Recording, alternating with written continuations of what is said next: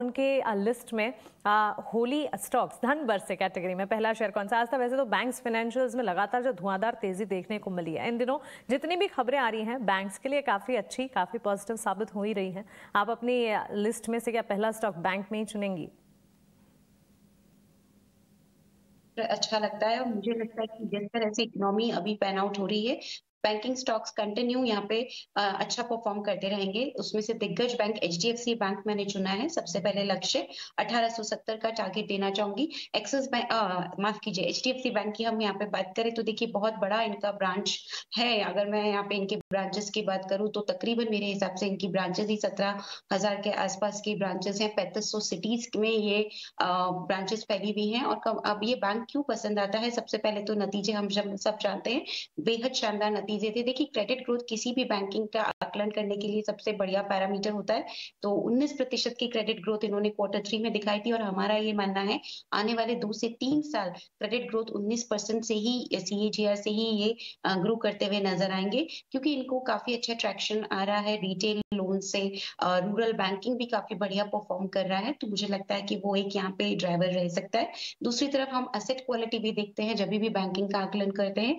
Asset quality की बात करें तो जेएनपी रेशियो 1.2% के आसपास है, जो मुझे लगता है कि ये मेंटेन कर जाएंगे आगे जाते हुए भी, तो वहां पे भी कोई दिक्कत नजर नहीं आती है। और तीसरा पैरामीटर मार्जिन होते हैं, तो नेट इंटरेस्ट मार्जिन जो 4% का है, अपने आप में काफी बढ़िया ये मार्जिन यहाँ पे क्लॉक कर रहे हैं।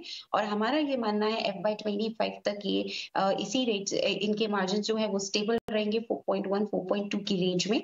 तो वो भी काफी बढ़िया यहाँ पे पैरामीटर है, क्योंकि देखिए जिस तरह से बैंक ग्रो करता है तो मार्जिन डाइल्यूट होते हैं, लेकिन यहाँ पे हमें ऐसा नहीं लगता है, क्योंकि बैलेंस शीट का साइज काफी बड़ा है। 23 ट्रिलियन की इनकी तो बैलेंस शीट है।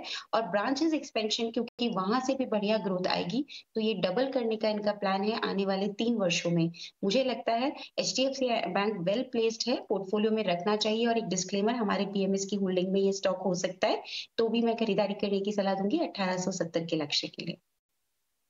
चलिए, एचडीएफसी बैंक आस्था की तरफ से उनकी लिस्ट में पहला शेयर। चलिए स्नेहा पोद्दार की तरफ बढ़ते हैं। स्नेहा, स्वागत है आपका, होली की ढेरों शुभकामनाएं आपको। और बताइए आप धन बरसे कैटेगरी में कौन सा हरे रंग से लबालब शेयर हमें बताने वाली हैं? Good afternoon Mansi. सबसे पहले तो आपको और इस चैनल के सभी दर्शकों को होली की हार्दिक शुभकामनाएं। तो होली में सभी रंग खैर सभी बहुत प्यारे होते हैं, लेकिन मार्केट पर्सपेक्टिव से हमें हरा रंग सबसे ज्यादा प्यारा है। तो उसे नजर रखते हुए मेरी पहली पिक ट्रेंड रहेगी, जो कि रिटेल कैटेगरी से है, फेस्टिव मूड को दर्शाती है। तो अगर हम ट्रेंड की बात करें तो कंज्यूमर डिस्क्रिशनरी में हमें काफी स्लो डाउन दिखने को मिल रहा है, बट उसके बावजूद ट्रेंड में एक अच्छी ग्रोथ दिखाई दी है। ट्रेंड क्वार्टर आफ्टर क्वार्टर हमें सरप्राइज किया है अपने अच्छे नंबरों से, और इसका कारण यह है कि वो वैल्यू प्रोपोजिशन ऑफर करता है, जिसके कारण उसके फुटप्रिंट एडिशन हर स्टोर में काफी स्ट्रांग है। और plus at the same time जो सेम स्टोर सेल्स ग्रोथ, जो एक बहुत इंपॉर्टेंट नंबर होता है रिटेल स्टॉक के लिए, तो इसमें भी हमें हमेशा बढ़ोतरी ही दिखी है। तो इसका सबसे बड़ा कारण ये है कि कंपनी फोकस करती 3-4 ब्रांड्स के ऊपर, जो कि उसके खुद के इन हाउस ब्रांड्स है, और जहाँ पे वो वैल्यू प्रोपोजिशन उसका सबसे नंबर 1 प्रायोरिटी रहता है। और इसके लिए कंपनी ने लास्ट, अगर आप देखें, 1 साल से काफी अग्रेसिव एक्सपैंड कर रही है, पर फिर भी उसके बैलेंस शीट पे या उसके ऑपरेशनल परफॉर्मेंस पे हमें कहीं पे भी दबाव नहीं देखने को मिला। इनफैक्ट ये सब जो न्यू स्टोर्स है उनका परफॉर्मेंस काफी एंकरेजिंग रहा है, जिससे कि मैनेजमेंट अब काफी कॉन्फिडेंट है कि मीडियम टर्म में अपने ग्रोथ को वो डबल कर पाएगी। और इसके जो न्यू कैटेगरीज है ऑलरेडी उनका कंट्रीब्यूशन 15-20% हो चुका है टुवर्ड्स दी रेवेन्यू। सो हम काफी बुलिश है इस स्टॉक के लिए, और फॉर नेक्स्ट 1 ईयर हम रिकमेंड करेंगे with a target price of 1500, क्योंकि हम यहाँ पे earnings growth 30% plus kind of देख रहे हैं फॉर नेक्स्ट 2 ईयर्स। एक्सपर्ट्स की तरफ से पहले शेयर्स आ चुके हैं, और भी लिस्ट है लंबी, अच्छी खासी मजबूत फंडामेंटल्स वाले स्टॉक्स की। लेकिन इस वक्त अगर देखें हमारे एक्सपर्ट्स के रिडार पर रिटेल स्पेस भी है, बैंक्स एंड फाइनेंशियल्स भी हैं, और कुछ चुनिंदा साइक्लिकल्स भी हैं, जैसे कि सनी ने पॉलीकैप पर अपना नजरिया हमारे साथ शेयर किया। Sunny, coming back to you, बताइए अगला शेयर कौन से सेक्टर से जुड़ा हुआ होगा और इसके पीछे के रैशनल क्या बताएंगे आप?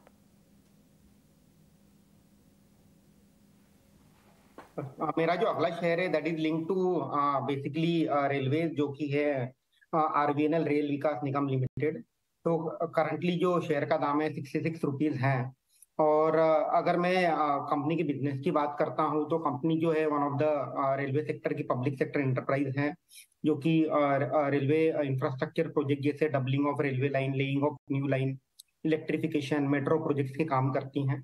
और अगर मैं कंपनी के बिजनेस मॉडल की बात करता हूं तो कंपनी एक मैनेजमेंट फीस जनरेट करती है। जितना भी एक्सपेंसेस इनकर्ड होता है प्रोजेक्ट को लेकर के, उसमें 9 से 10% का जो प्रोजेक्ट एक्सपेंस होता है वो कंपनी का रेवेन्यू होता है। और अगर कंपनी के ऑर्डर बुक की बात करते हैं तो कंपनी की जो ऑर्डर बुक है तकरीबन 55,000 करोड़ की है। और रिसेंटली कंपनी को एक काफी बड़ा ऑर्डर मिला था रशियन कंपनी के साथ जॉइंट वेंचर में, जो कि वंदे भारत की जो स्लीपर ट्रेन है उसके लिए जो 200 ट्रेन का ऑर्डर गवर्नमेंट ने रिलीज किया था, उसमें तकरीबन 120 ट्रेन का जो ऑर्डर है आरबीएनएल उनको अपने जेवी कंपनी के साथ मिलेगा। और एक कंपनी का क्राइस्तान में एक ऑर्डर पेंडिंग है जो कि तकरीबन 25,000 करोड़ के ऊपर का ऑर्डर है, जो कि कंपनी के मैनेजमेंट ने बताया कि अगले कुछ महीनों में ये ऑर्डर भी फुलफिल हो जाएगा।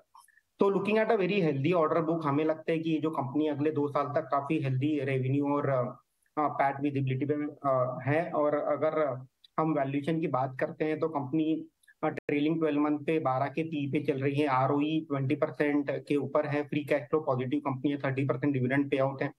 तो everything is comfortable, valuation comfortable है, ऑर्डर बुक काफी स्ट्रांग है।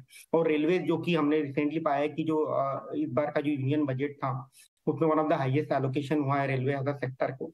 तो हमें ये स्टॉक लॉन्ग टर्म लंबी अवधि के लिए पोर्टफोलियो में ऐड करना चाहिए। तो प्राइस 90। ओके, तो चलिए आरबीएनएल रेलवे सेक्टर पर सरकार का भी बड़ा फोकस है और रेलवे सेक्टर का डेवलपमेंट भी काफी अच्छा होता हमने देखा है।